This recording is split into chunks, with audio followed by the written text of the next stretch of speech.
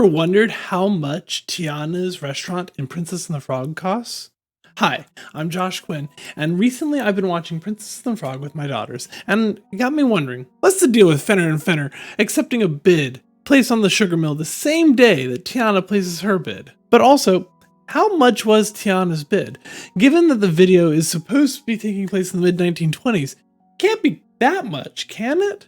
Well, I did some research, and what I found might surprise you. So the first difficulty with finding out how much Tiana spent is we're never really told any information about the sugar mill that she's trying to buy, nor are we ever told how much she offers on the place. Sure, we see it's on the water, and we know what kind of state it's in, and the fact that it's been on the market for at least 20 years since her dad wanted to buy it as well.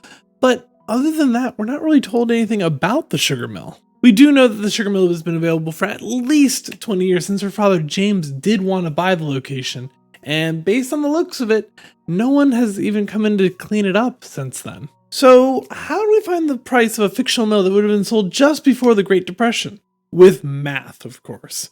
First, we have to find the rate of inflation for real estate between now and the early 1900s.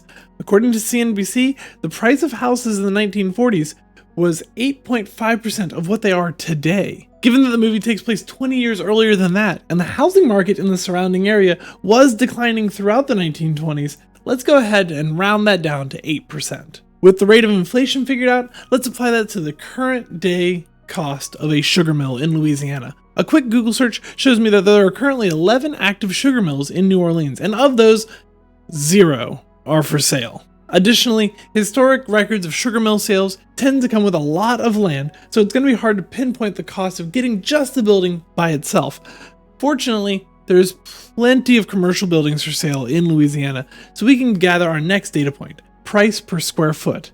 After looking through a few commercial listings, ignoring those that were just land, I came to a price of about $100 per square foot for a commercial building in New Orleans.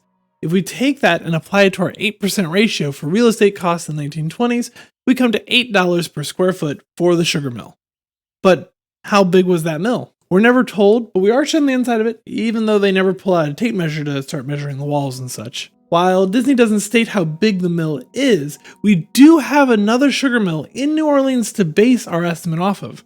The sugar mill in New Orleans is a conference hall housed in a historic sugar mill.